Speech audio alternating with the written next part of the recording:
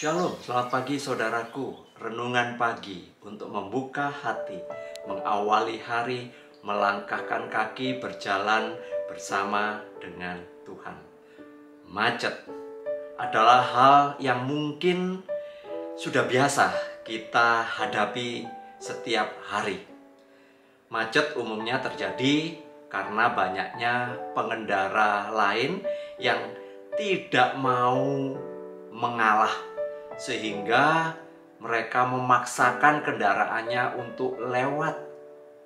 Belum lagi ada perilaku dari orang-orang yang tidak tahu aturan lalu lintas atau tidak mau mematuhi peraturan lalu lintas, maka kemacetan tidak terelakkan lagi. Macet tentu saja satu hal yang sangat menjengkelkan di dalam kehidupan kita. Perilaku seseorang yang melanggar aturan tentu saja akan merugikan orang lain.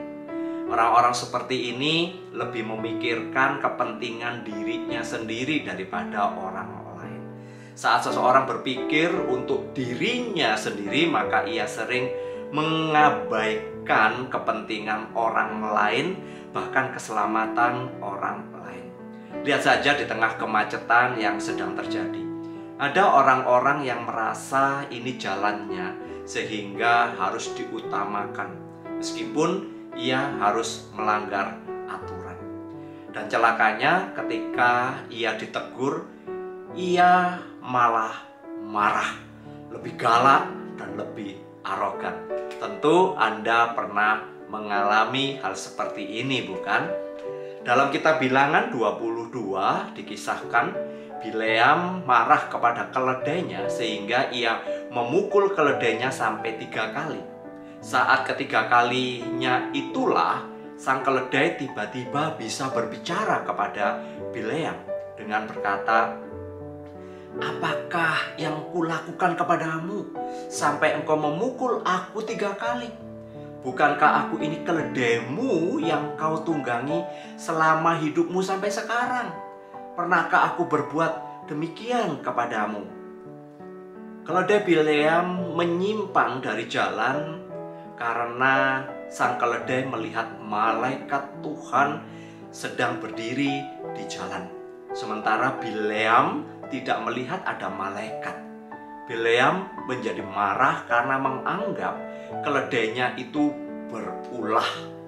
Saat itulah Tuhan membuka mata Bileam dan melihat ada malaikat Tuhan berdiri di depannya. Lalu Bileam turun dan sujud menyembah dan berkata, "Aku telah berdosa karena aku tidak mengetahui bahwa engkau ini berdiri di jalan menentang aku." Saat seseorang dibutakan oleh keinginannya sendiri, ia sering menjadi marah ketika sesuatu berjalan tidak sesuai dengan keinginannya.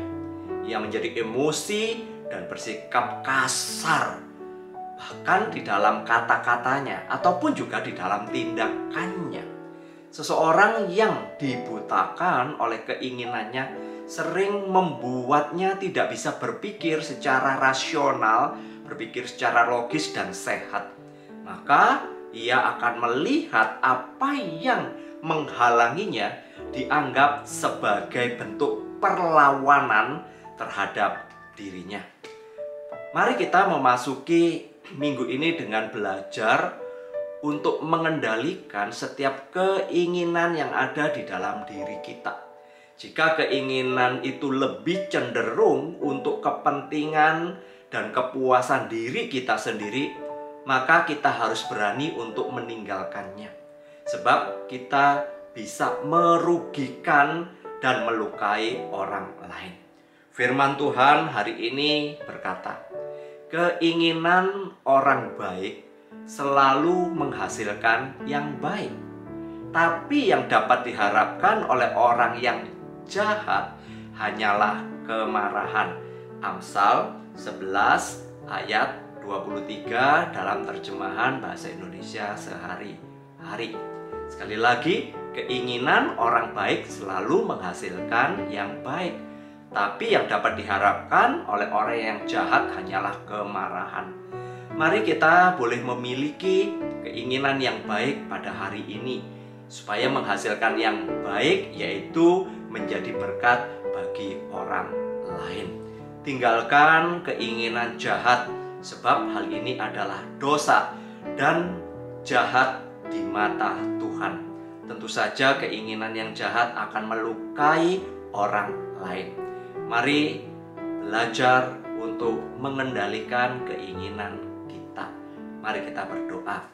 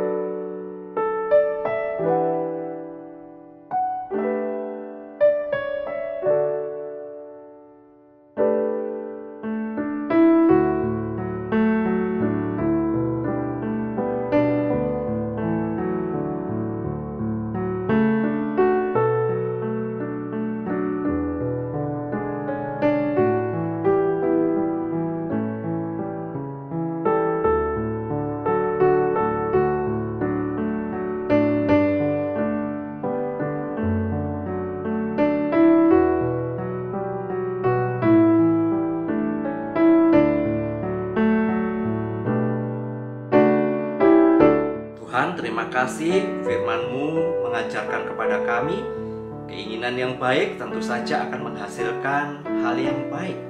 Tetapi keinginan-keinginan yang jahat akan cenderung untuk merugikan, bahkan melukai, dan tentu saja itu berdosa.